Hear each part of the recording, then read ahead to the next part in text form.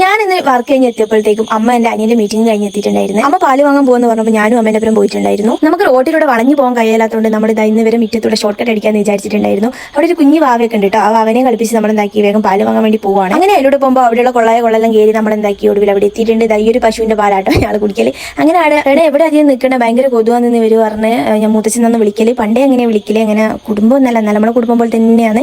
അങ്ങനെ അമ്മ ഇത് അവിടുന്ന് പാലൊക്കെ വാങ്ങി നമ്മൾ അവിടെ നിന്ന് ഇറങ്ങാൻ വേണ്ടി പോകണം. അവിടുന്ന് കുറച്ച് കഥയും പറഞ്ഞ് അവിടെ നിന്ന് ഇറങ്ങി പോന്ന് നോക്കി.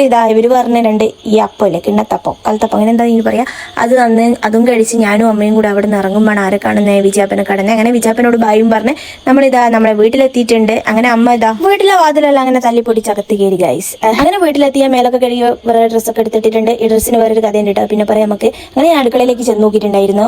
അടുക്കളയിൽ അമ്മ ചായ എല്ലാം റെഡിയാക്കി വെച്ചിട്ടുണ്ട്. കപ്പക്കറിയും പത്തിരി ഉണ്ടായിരുന്നു. പിന്നെ അതിന്റെ കൂടെ എന്തുണ്ടായിരുന്നു, 6 നമ്പർ ഉണ്ടായിരുന്നു. ഇപ്പൊ ഇതൊക്കെ കഴിച്ചിട്ടുള്ളൂ, ഇനിയും കുറെ കഴിക്കാനുള്ളതാണ്. വാങ്ങിയ പാലൊക്കെ എനിക്ക് തന്നെ കുടിക്കാനുള്ളതല്ലേ. അങ്ങനെ ഇന്നത്തെ വീഡിയോ ഇത്രയേ ഉള്ളൂ. ശരി, ബൈ.